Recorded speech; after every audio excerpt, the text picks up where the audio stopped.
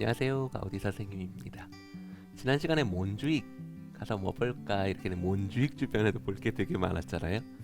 이번 시간에는 바르셀로나를 관통하는 바르셀로나에서 제일 긴 길, 총 연장만 11km가 되는 디아고날이라고 하는 길을 살펴보려고 합니다.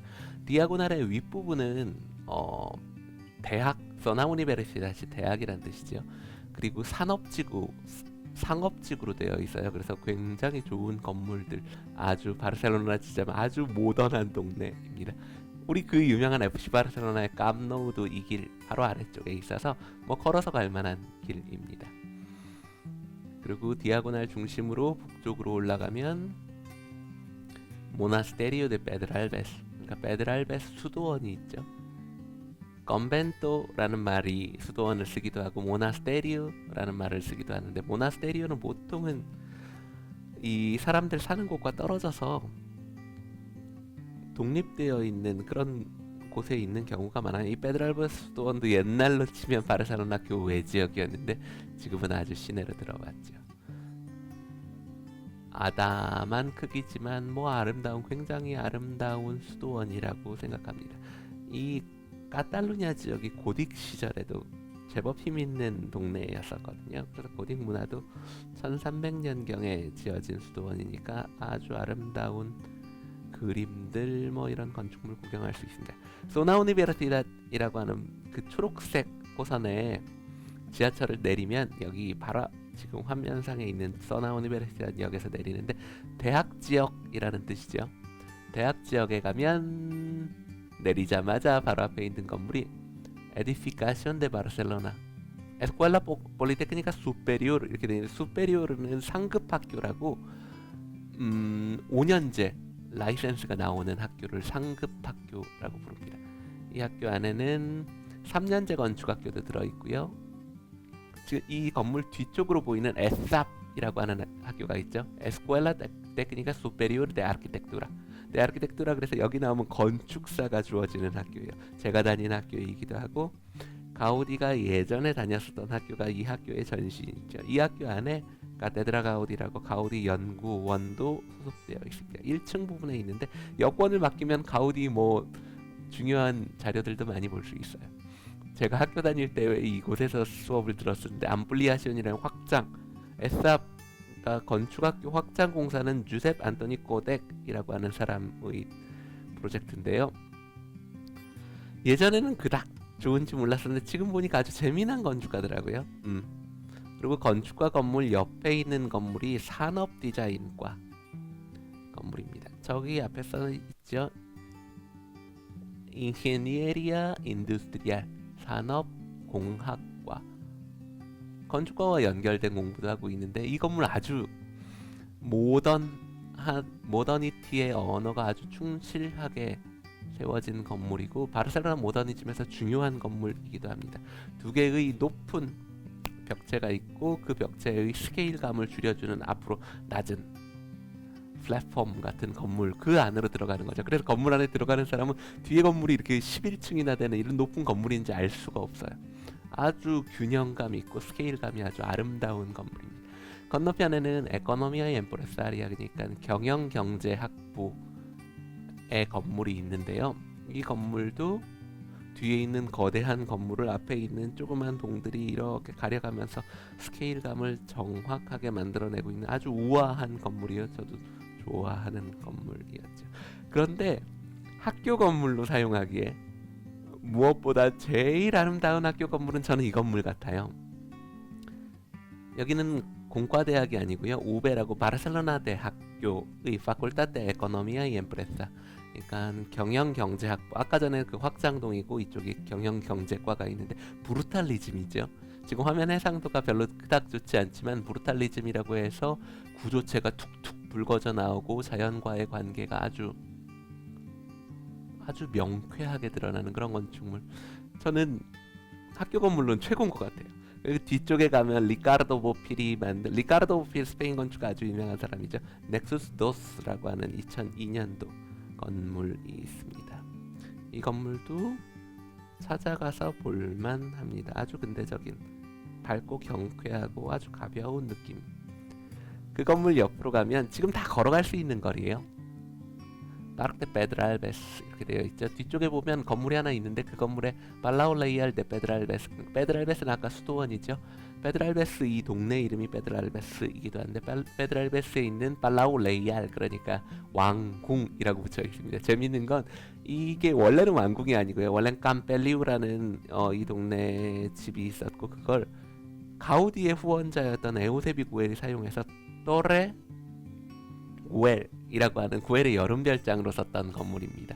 구엘의 여름별장을 더 확장해서 그것을 왕한테 기부했어요. 왕이 그것을 받고 구엘한테 나중에 백작 지위를 줬죠. 물론 저걸 줬다고 타이틀이 붙은 것은 아니고 타이틀이 붙을 때는 스페인 경제에 기여한 바를 치하하여 백작의 자기를 얻게 됐죠. 그 사람들이 여기가 핑카 구엘, 파베이온 데 핑카 구엘, 핑카 구엘의 파빌리온들이라고 되어 있는데 여기를 돈 내고 들어가서 왜 이렇게 집이 좁지? 구엘이 부자라고 들었는데 생각하시는데 저 앞에 있는 두 개의 동은 수의실과 마구간입니다. 실은 구엘의 진짜 집은 뒤쪽에 보이고 있는 발라올레이알인 거죠. 구엘이 얼마나 부자이고 이 집이 얼마나 컸는지를 알아보려면 이쪽에 지금 화면에 나오고 있는 이 빨간 구조물 보시죠? 이게 아까 핑카 구엘의 문을 하나 보여드렸잖아요. 그 문 말고 다른 쪽에 있는 구엘 저택의 문입니다. 그러니까 핑카 구엘은 농장과 밭을 포함한 엄청나게 거대한 규모죠. 저쪽 끝에 문이 하나 있고 이쪽에 문이 있고 왕궁이 그 구엘의 별장의 본체였으니까요. 아까 이 디아고날 주변이 상업지구로 근대 모더니티의 어휘를 담고 있다고 했는데 바르셀로나 에이샴플라를 벗어나서 그 사각형, 직사각형 도시계획을 벗어나서 여기서는 완전히 모던한 11자, 1자로 겹쳐지는 이런 건물들의 배치를 볼 수 있습니다. 아주 열려있는 도시 공간이죠.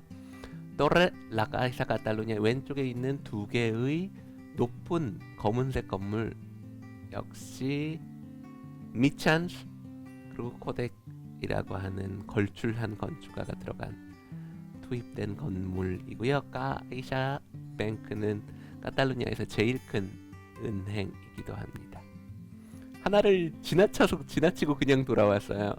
빠뜨릴 수가 없는 건물인데 제가 이은 바르셀로나 대학 우베라고 하는 우니베르시테 바르셀로나의 법학부 건물입니다. 법학부 건물은 바르셀로나의 파드라고 하는 상을 주거든요.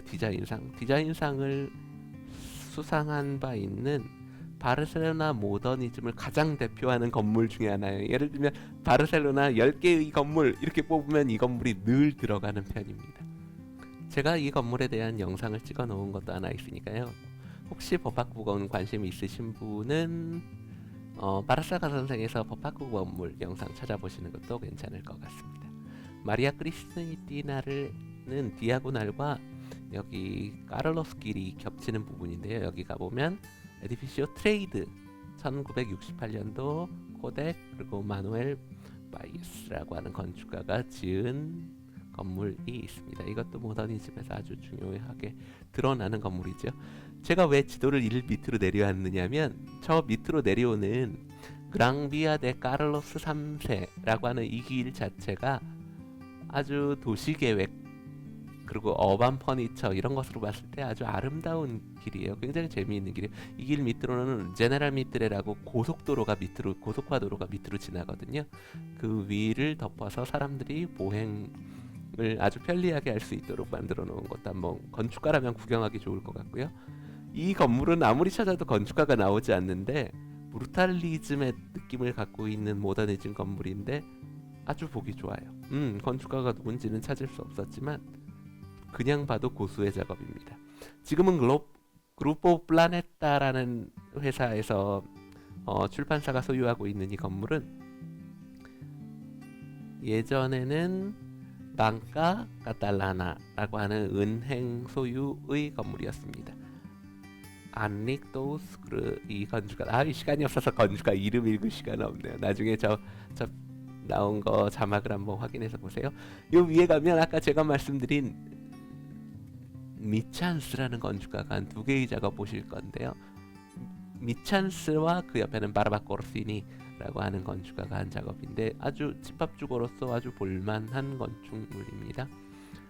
세이다라고 하는 건물이죠. 67년이에요.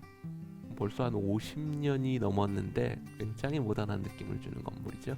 그리고 위쪽에 있는 것도 지금 미트레, 이 앞에 있는 길이 제네랄 미트레라는 길이거든요. 프란시스코 호안 바르바코르시니라고 하는 건축가가 근대 건축가가 만들었고, 이 사람은 밀라 주택의 다락층에 주거를 계획했었던 근대 건축가이기도 합니다. 아주 수준 있는 건축가의 작업이고, 저 두 개의 집합주택도 그 인면이나 덩어리나 이런 것을 나누는 방식을 보면 근대 건축의 어휘를 아주 유려하게 사용하고 있는 걸 알 수 있습니다. 그루포 카탈라나 옥시덴테, 이 회사는 이 건축가는 누군지 아무리 찾아도 못 찾았는데요. 이 회사에 그 여러 개의 건물들이 있는데 다 좋아요. 그런 회사들이 몇 개 있습니다. 방코 사바델도 건물이 다 좋고요. 힐튼 호텔 바르셀로나는 알베르토 비아플라나 엘리오 비뇽, 엘리오 비뇽은 저희 박사과정 선생님이기도 한데요. 한 힐튼 호텔 바르셀로나에서 굉장히 존경받는 건축가들입니다. 산츠, 에스타시온 산츠 역을 계획했고 세세세베라고 하는 문화시설도 만든 바 있습니다. 이 건물이 아마 한국의 독자들에게는 제일 익숙한 이름일 것 같아요. 프리츠커상을 수상한 바 있는 호세 라파엘 모네오 바이에스, 그리고 마누엘 데 솔라 모라이에스. 마누엘 데 솔라 모라이에스는 이 바르셀로나 공과대학에서 도시과 선생님으로 책도 중요한 책을 많이 써냈고요. 도시과 선생님과 건축가가 같이 일을 할 수밖에 없었던 이유는 이 건물의 규모를 보세요. 거의 1km에 가까운 하나의 도시 블럭, 도시 마을이라고도 할 만한 규모의 건물이거든요. 실제로 이 디아고날, 이 건물 앞쪽과 뒤쪽에는 상당한 높이 차이가 있어서요, 하나의 장벽처럼 이 도시를 둘러싸고 있는 것 같기도 하고요. 그래서 이 건물의 이름이 이야 디아고날, 이야라는 말은 카탈루냐 말로 섬이라는 뜻이거든요. 하나의 섬처럼 떠 있는 모습을 갖고 있습니다. 마누엘 솔라 모라이에스랑 라파엘 모네오는 이 건물의 유형을 옆으로 누운 마천루라고 마천루 계획안을 이야기했었고, 여기서 이렇게 계단처럼 똑똑똑똑 올라가는 모습은 그 미국의 고층 건물이죠. 시카고 시절의 마천루 그 모양들을 떠올리게 하는 것 같아요. 실제로 그것을 어떤 하나의 유형으로 받아들였다고 저는 생각합니다. 뒤쪽을 돌아서 가보자면 어디로 한번 가봐야지 될까요? 건물 있죠. 안탈라이아라고 하는 66년도 건물의 페데리코 데 거레아, 알폰소 밀라 이사그니엘라고 하는 두 명의 건축가의 작업이고요.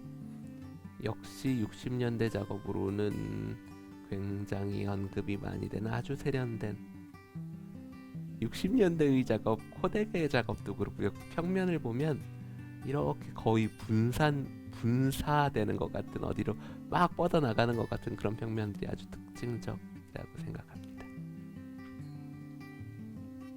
네, 플라사 데 프란세스 마지아까지 왔네요. 이쯤 왔으면 한번 쉬어야 될 것 같은데, 저쪽 끝에 보이는 저 건물은 하나 보고 가야겠네. 건물이 아니라 하나의 단지인데요.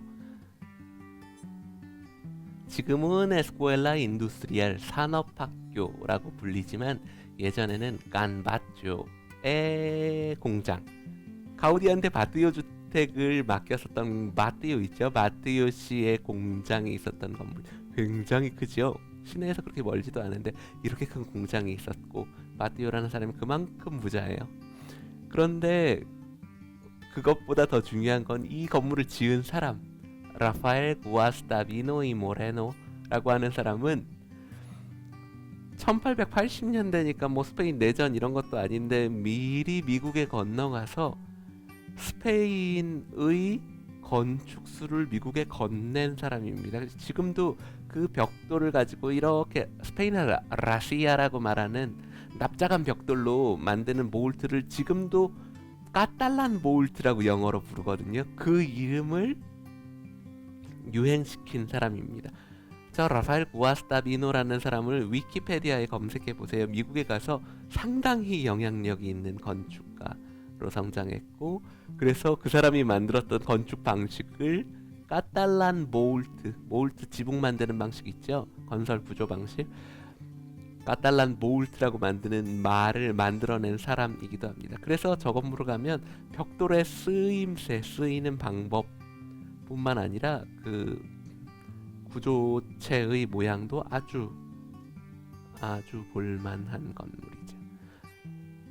프란세스 마시아까지 왔으면 한번 쉬어야지 될 것 같으네요. 왜냐면 디아고날이라는 이 11km가 연장이 넘기 때문에 밑으로 내려가면서도 볼만한 건물들을 많이 만나게 될 겁니다.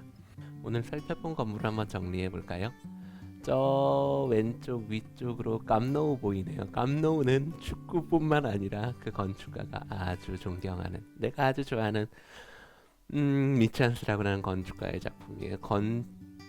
건축학교 볼만하고요. 건축학교 건너편에 있는 브루탈리즘 건물 경영경제반 꼭 가서 보시고요. 걸어서 더 산 쪽으로 올라가면 모나스테리오 데 페드랄베스도 아주 볼만합니다. 내려오면서 핑카구엘 그리고 바르셀로나 왕궁 안 볼 이유가 별로 없으시겠죠. 그리고 그 옆에 있는 법학부 건물 보시고, 내려오면서 힐튼 호텔 보시고, 더 내려오면서 디아고날이라고 하는 라파엘 보네오의 건물도 한번 보고 오시면 좋을 것 같으네요. 저 위쪽에 있는 제네랄 미트레, 위쪽으로 동그랗게 올라가는 길에 있는 미찬스의 세이다 집합주택, 그리고 그 뒤에 있는 바르바 꼬르피니의 건물도 한번 보시기를 권해드립니다. 제가 자신있게 권하는 건물들이니까요. 보면 후회 없으실 거예요. 그러면 여기까지 하겠습니다. 안녕히 계세요. 재미있게 보고 계세요. 저는 이 채널을 운영하고 있는 아키트윈스의 이병기입니다. 스페인에서 10년 정도 건축을 공부했고요. 지금까지는 한국에 한 명밖에 없는 직업적인 가우디 연구자입니다. 스페인 건축과 가우디 건축에 대한 관심이 있으시다면 그 어느 곳보다도 여기서 더 진지한 이야기를 들으실 수 있을 거라고 확신하고요. 혹시 관심이 있으신 분들은 여기 요 밑에 있는 구독 버튼 누르시고 마르사가 선생 같이 구독하시고 같이 이야기 나누시면 좋을 것 같아요. 그럼 오늘 여기까지 하겠습니다. 안녕히 계세요.